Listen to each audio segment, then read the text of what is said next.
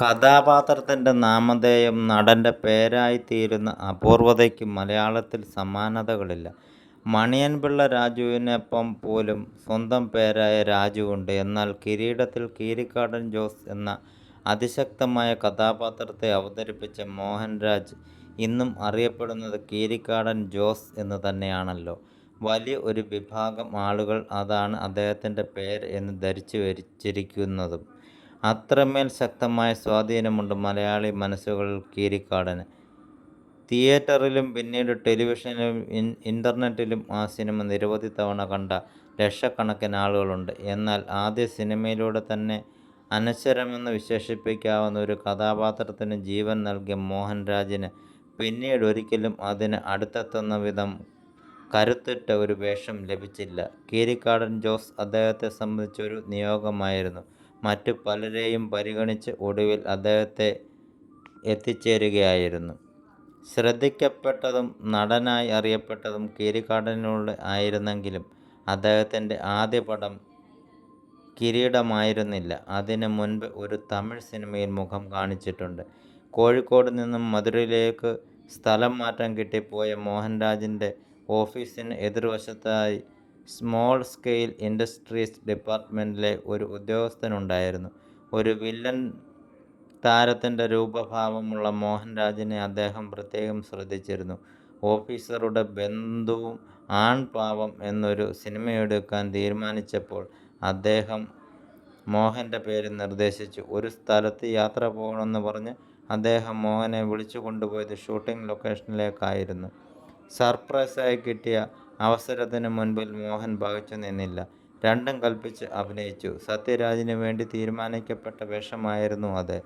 Role ചെറുതാണെന്ന് പറഞ്ഞ് അദ്ദേഹം ഉപേക്ഷിച്ചു പോയതായിരുന്നു. തിരുവനന്തപുരം സ്വദേശിയായ സംവിധായകൻ കലാധരൻ അന്ന് സംവിധാനം സഹായിയായാണ്. അദ്ദേഹം മൂന്നാം മുറ എന്ന പടത്തിലേക്ക് മോഹനെ ക്ഷണിച്ചു. ഫുട്ബോൾ കളിക്കാരുടെ കൂട്ടത്തിൽ ഒരാളുടെ വേഷമാണ്. ജോലിയിൽ നിന്ന് ലീവെടുത്ത് വന്ന് ജൂനിയർ ആർട്ടിസ്റ്റായി അഭിനയിക്കാൻ താൽപ്പര്യമില്ലെന്ന് പറഞ്ഞ് മോഹൻ അത് ഉപേക്ഷിച്ചുപോയി. താൻ മൂലം അദ്ദേഹത്തിന് ഒരു വിഷമം ഉണ്ടായത് കലാധരനും പ്രയാസം തോന്നി. കിരീടത്തിൻ്റെ കാസ്റ്റിംഗ് നടക്കുമ്പോൾ അദ്ദേഹം പെട്ടെന്ന് മോഹനെ ഓർത്ത് വിളിച്ചു. കാര്യം പറയാതെയാണ് ക്ഷണിക്കുന്നത്. ആദ്യം നിർമ്മാതാവിനെയും സംവിധായകനെയും കൊണ്ടുപോയി കാണിച്ചു. പിന്നെ ഗീത് ഹോട്ടലിൽ ലോഹിതദാസിനെ കണ്ടു. ലിഫ്റ്റിൽ വന്നിറങ്ങി ലോഹിതദാസ് തൊട്ടുമുൻപിൽ വന്നു. മോഹൻരാജിനെ കണ്ട മാത്രയിൽ ഈ സിനിമയിൽ നിങ്ങൾ അഭിനയിക്കണം. പടത്തിലെ നമ്പർ 1 ക്യാരക്ടർ ആണ് കീരിക്കാടൻ ജോസ്. മോഹൻ കഥയും കഥാപാത്രവും കേട്ട് ഷോക്കേറ്റതുപോലെ നിന്നു. നസറുദ്ദീൻ ഷായും അമരീഷ് പുരിയെയും നാനാ പാടേക്കറെയും പോലുള്ളവർ ചെയ്യേണ്ട ഒരു റോളിലേക്കാണ് തന്നെ പരിഗണിക്കുന്നത്. ആന്ധ്ര സ്വദേശിയായ പ്രദീപ് ശക്തി എന്ന നടനെയായിരുന്നു തുടക്കത്തിൽ ആ റോളിലേക്ക് നിശ്ചയിച്ചിരുന്നത്. അയാൾക്ക് തലസ്ഥാനത്തേക്ക് വരാനുള്ള ഫ്ലൈറ്റ് ടിക്കറ്റ് ബുക്ക് ചെയ്തിരുന്നു. പക്ഷേ അദ്ദേഹം ഫ്ലൈറ്റിൽ കയറിയില്ല.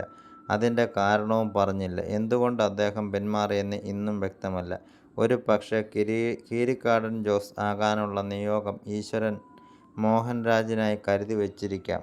യഥാർത്ഥത്തിൽ കിരീടത്തിലെ ജോണിയുടെ വേഷത്തിലേക്കാണ് കലാധരൻ മോഹനെ ക്ഷണിച്ചു വരുത്തിയത്. പക്ഷേ ആളെ നേരിൽ കണ്ടതോടെ അണിയറ പ്രവർത്തകരുടെ കിളി പോയി. ഭാഗ്യത്തിന് തക്ക സമയത്തുള്ള പ്രദീപിൻ്റെ പിന്മാറ്റവും എല്ലാം കൂടി അവസാനം ഒത്തുവന്നു.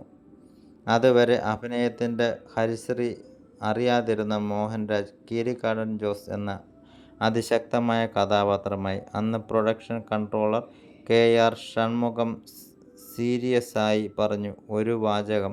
മരിക്കും വരെ മോഹൻരാജ് തമാശയായി പറയുമായിരുന്നു. പ്രതീക്ഷിക്കാതെ മുങ്ങിക്കളഞ്ഞതോടെ സെറ്റിൽ എല്ലാവർക്കും വലിയ ടെൻഷനായി. അഭിനയ പരിചയമില്ലാത്ത മോഹൻരാജ് ആ സമയത്ത് ആരുടെയും മനസ്സിൽ പോലും. അങ്ങനെ മോഹൻരാജിന് നറുക്ക് വീണു. മര്യാദയ്ക്ക് വേഗം പോയി ലീവ് എടുത്തോ. നിങ്ങൾക്ക് ജീവിതത്തിൽ കിട്ടാവുന്ന ഏറ്റവും വലിയ റോളാണ് തന്നിരിക്കുന്നതെന്ന് കലാധരൻ്റെ ഭീഷണി. അങ്ങനെ അവധിയെടുത്ത് വന്ന് ഷൂട്ടിങ്ങിൽ പങ്കെടുത്തു. സിനിമയുടെ ഇൻ്റർവെൽ ഫൈറ്റാണ് ആദ്യം ചിത്രീകരിച്ചത്. ചെയ്തത് ശരിയോ എന്ന അർത്ഥത്തിൽ ആകുലതയോടെ മോഹൻരാജ് ചുറ്റും നോക്കി. അത് കണ്ടിട്ട് അണിയറ പ്രവർത്തകർ പറഞ്ഞു പാസ് മാർക്ക് തന്നിരിക്കുന്നു. പടം റിലീസ് ചെയ്ത് ആദ്യ ഷോ കണ്ട് പുറത്തിറങ്ങിയ മോഹൻരാജിനോട് കൂട്ടുകാരൻ ചോദിച്ചു, "എന്തു തോന്നുന്നു? എനിക്ക് തന്നെ അത്ഭുതം തോന്നുന്നു. ഇത് ഞാൻ തന്നെയാണോ അതോ വേറെ ആളാണോ?" ആ തോന്നലിലായിരുന്നു കീരിക്കാടൻ ജോസിന്റെ വിജയം. തമിഴ്, തെലുങ്ക്, മലയാളം ഭാഷകളിലായി പിന്നീട് നിരവധി സിനിമകളിൽ അഭിനയിച്ചു. മണിച്ചിത്രത്താഴിന്റെ തമിഴ് റീമേക്കായ ചന്ദ്രമുഖിയിലും മോഹൻരാജിന്റെ സാന്നിധ്യമുണ്ടായി.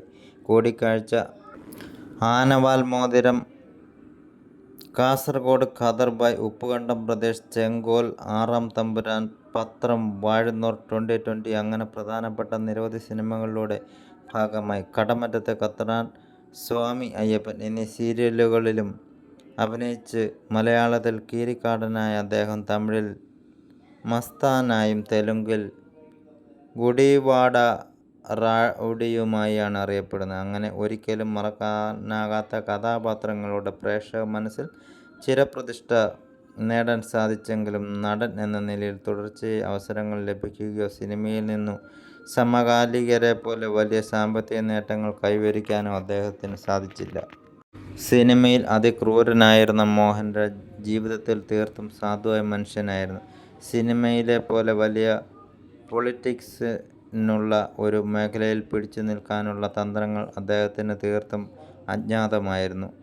വെട്ടൊന്ന് മുറി രണ്ട് എന്ന പോലെ മനസ്സിൽ തോന്നുന്ന ആരോടും വെട്ടിത്തുറന്നു പറയുന്നതായിരുന്നു ശീലം. ആരെയും പ്രീണിപ്പിക്കാനോ കുതന്ത്രങ്ങൾ മെനയാനോ കഴിയാത്ത ഒരാൾക്ക് സിനിമ അത്ര വേഗം പിടിതരില്ലെന്ന് തിരിച്ചറിഞ്ഞിട്ടും മോഹൻരാജിന് മറ്റൊരാളാകാൻ കഴിഞ്ഞില്ല. തനത് പ്രകൃതത്തിന്റെ സ്ട്രെയിറ്റ് ഫോർവേഡറുമായി അദ്ദേഹം തന്റെ വഴിക്ക് നീങ്ങി. മമ്മൂട്ടി നായകനായ റോഷാക്ക് എന്ന സിനിമയിലാണ് അദ്ദേഹം അവസാനമായി അഭിനയിച്ചത്.